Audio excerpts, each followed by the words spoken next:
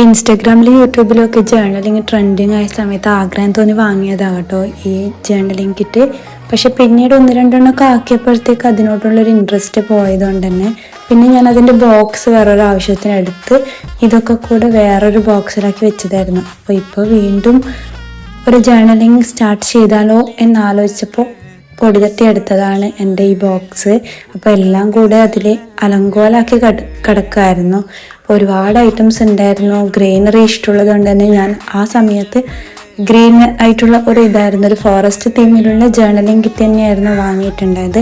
ഒരുപാട് ഐറ്റംസ് ഉണ്ടായിരുന്നു അതിൽ. ചിലതൊക്കെ എൻ്റെ കയ്യിൽ മിസ്സായി, എന്നാലും കുറേ ബാക്കിയുണ്ട്. അപ്പോൾ അതൊക്കെ ഞാൻ എടുത്ത് നോക്കുവാണ്.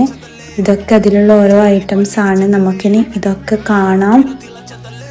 പിന്നെ അതിൻ്റെ ഇടയിൽ കിട്ടിയതാട്ടോ ഈ ഗ്ലിറ്റർ പൗഡർ.